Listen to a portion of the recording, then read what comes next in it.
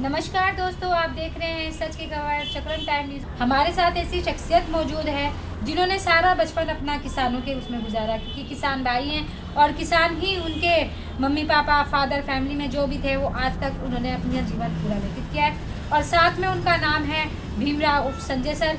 और साथ ही हम उनकी ज़बानी सुनेंगे जिस तरह से आजकल यहाँ पर मुद्दे चल रहे हैं कांग्रेस को लेकर, बीजेपी को लेकर, जो कि सरकार ने आजकल राजनीति बनाई हुई है, अपनी रणनीति बनाई हुई है। तो दिखाएंगे, हमारे साथ संजय सर मौजूद है। नमस्कार सर। हमारे चैनल पे आपका बहुत बहुत स्वागत है। धन्यवाद। सर, हम आपसे जानना चाहते हैं, जिस तरह से आपने अपना बचपन किसानों में दिया और आप किसान रहे, तो क्या क्या समस्याएं आपने किसानों में देखी? जिस तरह से लगता है आज का किसान बहुत ज़्यादा परेशान है, दुख में है, उसकी कोई सुनता नहीं है, कोई भी आगे जिस तरह से वो धरने पे बैठ जाता है, कोई सुनवाई नहीं होती है, तो क्या कहना चाहेंगे? देखिए, सबसे पहले आपके चैनल का क्या नाम है? चक्रम टाइम। चक्रम टाइम का हम स्वागत करते हैं। ठीक। और जो आपने बात की है किसानों की समस्या होगी, मैं एक्चुअली बचपन से किसान रहा हूँ, किसान फैमिली से रहा हूँ। तो बहुत सी सब समस्याएं आती हैं किसानों के सामने, जैसे कि खाद की, पानी की, समय पे नहीं मिलना खाद, तो उससे किसान की फसल पर बड़ा फर्क पड़ता है। और पानी हो गया, मतलब ऐसे जिस तरह से सिंचाई को लेकर एक किसान इतनी मेहनत करता है, क्योंकि आजकल जो पूरी मतलब प्रगति पूरी दुनिया चल रही है, अगर किसान मेहनत नहीं करेगा, अनाज नहीं बोएगा, तो जनता कहाँ से खाएगी? तो क्या कहना चाहेंगे इस बारे में, जिस तरह से किसान इतनी मेहनत करने के बावजूद भी आज परेशान है? कहीं ना कहीं देखने को मिलता है किसान फांसी लगा लेता है, उसका कर्ज ऋण माफ़ी नहीं मिलता है, तो क्या कहना चाहेंगे? सबसे बड़ा कारण तो ये है ना कि उसको उचित मूल्य नहीं मिल पाता अपनी फसल का ना। जी। जो किसान इतनी मेहनत करते हैं पूरे वर्ष भर, तो उसको किसान का जो फसल होती है उसको उचित मूल्य न मिलने के कारण से वो इन समस्याओं से ग्रसित रहता है। ग्रसित रहता है। जिस तरह से देखा जा रहा है कि अभी गांधी जयंती बनाई गई, उत्तराखंड को पूरे 25 वर्ष हो चुके हैं, तो आपने देखा होगा इन 25 वर्षों में क्या क्या इस उत्तराखंड के अंदर हुआ और किस तरह से अगर हुआ तो अब आगे किस तरह से होना चाहिए, आपकी क्या राय है?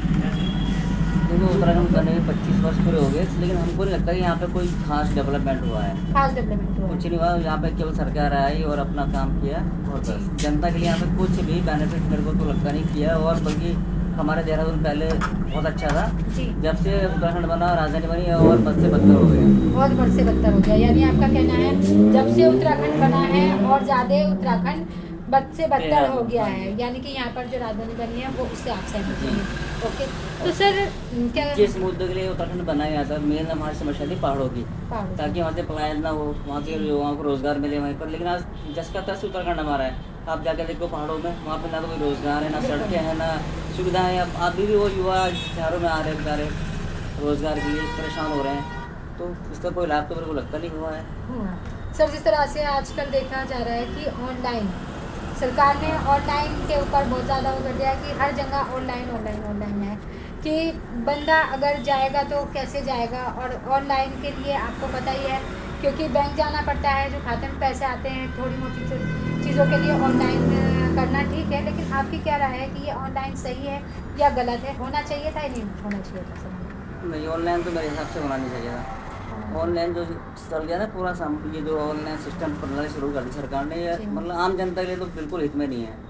जो छोटे से हमारा देश बहुत बहुसंख्यक देश है, आबादी वाला, ये छोटी छोटी दुकानें करके बैठता है, अपने रोजी रोटी कमाता है। लेकिन ये जो ऑनलाइन बिजनेस आ गए बाहर देश विदेशों से, हमारी सरकार ने लाइसेंस बांट दिए, तो इससे वो दुकानों में बड़ा फर्क पड़ा है। वो प्रतिदिन बंद होती जा रही हैं, उनके आगे रोजी रोटी समस्या बढ़ती जा रही है। जी, रोजी रोटी की समस्या बढ़ रही है, मतलब कि दिक्कतें ज़्यादा। हाँ जी, क्योंकि आजकल हर कोई, सबके पास मोबाइल है, सब कुछ ऑनलाइन से मंगा लेते हैं। अब दुकानदार बैठा बेचारा पूरे दिन क्या करेगा फिर वो? पूरे दिन अगर उसकी बिक्री नहीं होगी, किराया भी देना, दुकान का सब कुछ करना है। जी बिल्कुल। तो बताइए, इससे तो नुकसान ही हुआ है। इससे नुकसान हुआ है। जिस तरह से देखा जा रहा है जीएसटी सरकार ने कम कर दी है, बड़ी चीज़ों पे जीएसटी कम है, छोटी चीज़ों पे जनता का कहना है कि छोटी चीज़ों पे जीएसटी वहीं की वहीं है। तो आपको क्या लगता है कि जीएसटी बड़ी चीज़ों पे तो कम हुई है, छोटी चीज़ों पे कम नहीं हुई है, तो क्या आप इसमें विचार? उस चीज़ का कोई फ़ायदा नहीं हुआ जीएसटी कम करना। देखो, हमारा देश में अभी भी 80% आबादी गरीबी रेखा में रहती है। गरीबी रेखा में। तो अगर मान लो कार पे आपने जीएसटी कम कर दिया तो उसका लाभ चुनिंदा लोगों को होगा ना, सबको तो नहीं होगा।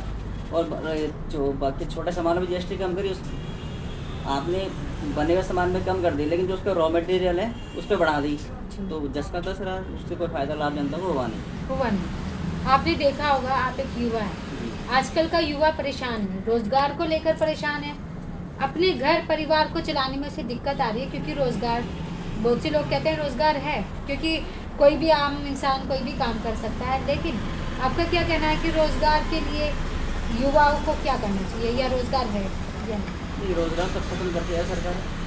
रोजगार खत्म कर दिया, खत्म आपका कर कहना रही है? है। जी सरकारी सब क्षेत्र प्राइवेट हो रहे हैं। जी। अब 12-12 घंटे आप काम ले रहे हैं युवाओं से, सैलरी उनको बहुत कम दे रहे हैं। सैलरी कम इससे दे तो रहे और मतलब बेरोजगारी बढ़ी रही है। बेरोजगारी बढ़ी है, आपका कहने का मतलब है बेरोजगारी बढ़ी है। हाँ। युवा जहाँ का था वहीं का है, वही है। वहीं परेशान है। जी। सर मेरा आपसे एक लास्ट क्वेश्चन है, आपने देखा होगा उत्तराखंड के अंदर पहले नशा बहुत कम था, लेकिन जब से उत्तराखंड बना है और अब उत्तराखंड में नशा इतना बढ़ गया है कि छोटे छोटे बच्चे स्मैक ले रहे हैं, खुलेआम सिगरेटें पी रहे हैं, खुला नशा बेच रहे हैं। तो क्या आप शासन प्रशासन को लेकर या सरकार को लेकर क्या अपील करना चाहेंगे? जिस तरह से नशा बढ़ रहा है, इस नशे की किस तरह से रोकथाम की जाए? देखो ये बहुत बड़ी समस्या है नशे की। आज हमारे युवा बहुत इससे प्रभावित हो रहे हैं। जी हम सरकार से अपील करते हैं कि इस पर रोक लगाया जाए जी। और जागरूकता फैलाई जाए, ताकि जागरूकता हमारे युवा फैलाई। इस 3 चीज़ों से बच सके। सर जिस तरह से आपने देखा होगा विधानसभा के चुनाव शुरू होने जा रहे हैं, सन 2026 चल चुका है, तो आपको क्या लगता है आपके मत से किसकी सरकार बननी चाहिए और क्यों बननी चाहिए? देखो परिवर्तन बहुत जरूरी है। जी। यदि एक ही सरकार चलती रहेगी तो तानाशाही बन जाएगी ना। तानाशाही बन जाएगी। परिवर्तन सब बहुत जरूरी है, समय की मांग भी है। हम तो चाहेंगे इस बार सरकार चेंज हो उत्तराखंड में और कुछ नया वो बने, ताकि थोड़ी विकास की। नए विकास हो। हाँ जी, विकास नया हो। नए विकास की। तो सर जिस तरह से यहाँ का पार्षद हैं, तो क्या लगता है आपको कि यहाँ के पार्षद काम कराते हैं, आपके क्षेत्र में आते हैं या समस्याएं सुनते हैं? हाँ और मतलब ठीक ठाक है ठीक ठाक। अभी फिलहाल। अच्छा, आपकी क्या तैयारी है आगे की? अगर आपको मौका मिलता है पार्षद बनने का जी। और आपको मौका मिलता है पार्षद बनने का, तो आपकी क्या तैयारी रहेगी 5 साल बाद की? जिस तरह से 1 साल पूरा गुजर चुका है, तो आप क्या क्या कार्य कर सकते हैं, या आपको चुनाव में जीतना है तो किस तरह से आप जीतेंगे? हाँ उम्मीद मतलब है हमें कि हम चुनाव उम्मीद लड़ें। है चुनाव जी। लड़ेंगे।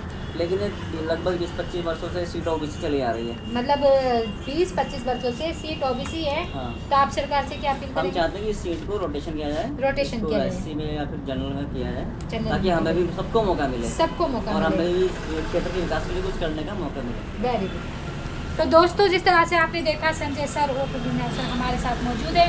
अभी आपने उनके विचार सुने, विचारों में भी अभी उन्होंने कहा है कि सरकार बदलनी चाहिए, क्योंकि नए विकास के कार्य होने चाहिए। साथ में उन्होंने ऑनलाइन का भी बताया, क्योंकि एक दुकानदार को अगर ऑनलाइन करते रहेंगे, छोटा दुकानदार जिस तरह से बैठा है वो पूरा दिन खाली बैठा रहेगा। जीएसटी पे भी उन्होंने बताया कि जीएसटी बड़ी चीज़ों पे कम हुई है, छोटी चीज़ें वहीं की वहीं हैं जिस तरह से थी।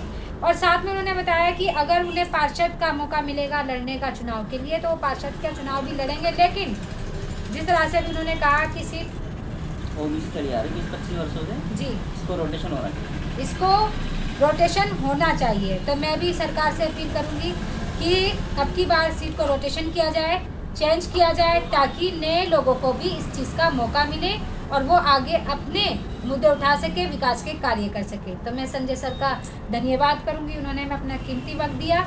सर धन्यवाद। आपका बहुत बहुत धन्यवाद। Thank you, sir. मैडम। अगली न्यूज़ में कहीं ना कहीं नई शख्सियत के साथ नई न्यूज़ दिखाऊंगी। देखते रहिए टाइम न्यूज़ और सच की खबर मायरा और अजय भाई के साथ। धन्यवाद। Thank you sir.